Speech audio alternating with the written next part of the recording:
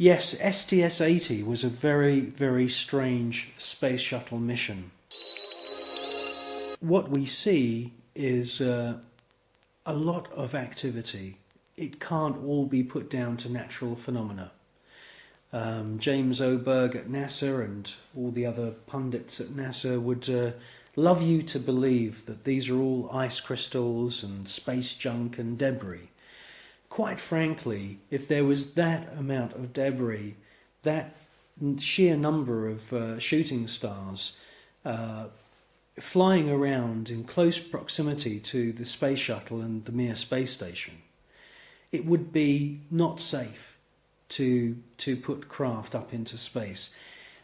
A piece of rock just a few millimeters across, travelling in the opposite direction of the space shuttle, would rip through the entire structure of the space shuttle and cause a fatal accident.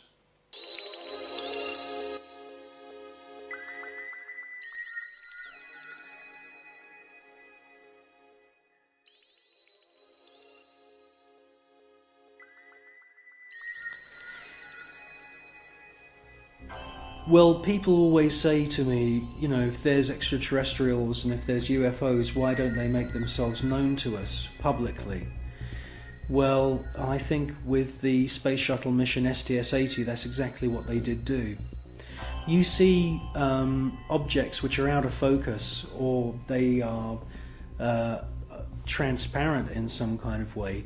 And the first one comes from behind the space shuttle, comes into the field of view, and they make their way to the upper atmosphere. That's at least what it looks like.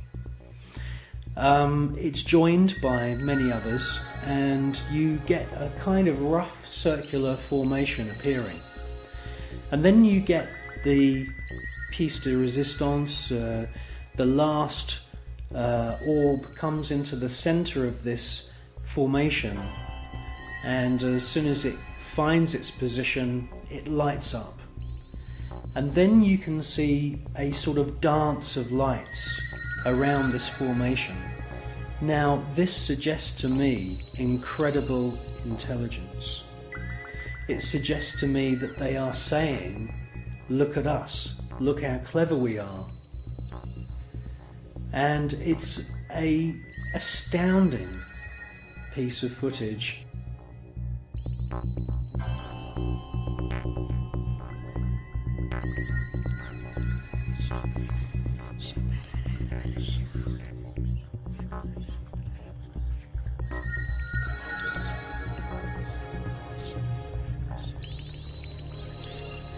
These extraterrestrial craft are attracted to thunderstorms, and many times we see lightning on the surface of the planet or in the atmosphere of planet Earth. And as soon as these electric storms start, the UFOs swarm into the area. It's almost as if they're harvesting the electromagnetic energy within the atmosphere. And in actual fact, there are unseen forces in the atmosphere, etheric flows of what the German scientist Wilhelm Reich described as orgone energy.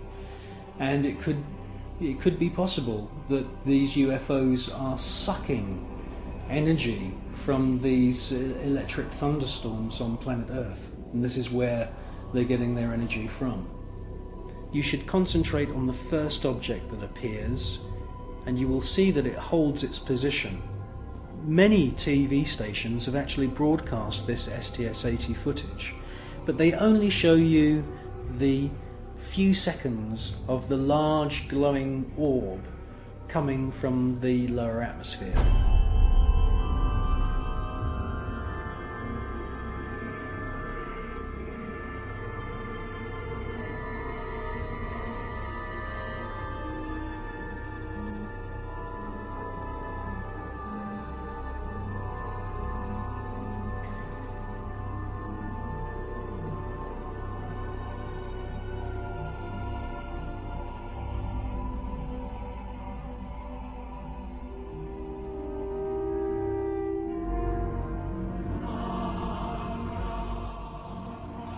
the cameraman who's operating the space shuttle camera is fully aware that the first object has held its position, and after the large orb has ascended from the lower atmosphere and the shuttle is moving away from the scene, the cameraman is actually zooming in at the end of the sequence to double check the position of the first luminous orb, and it's a fascinating piece of video.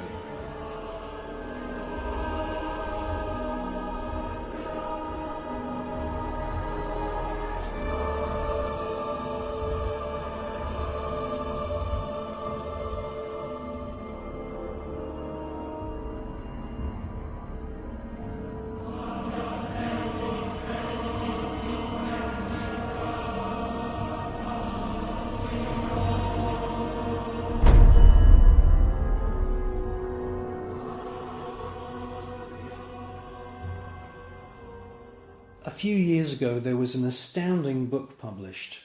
It's called The Day After Roswell, and it's written by a gentleman called Philip Corso, who's now dead. He had a military career that lasted more than 20 years, and during that time he served at the White House, and then he was a senior official at the Pentagon. And in this book, which is an astounding book, he clearly says that there is a war going on in space.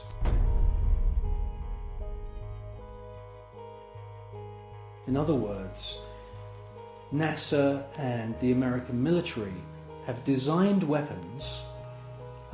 He says in his book that some of the weapons are based on patents of the genius inventor Nikola Tesla. Philip Corso tells us that there are plasma beam weapons being used against these UFOs, and that sometimes these UFOs are hit.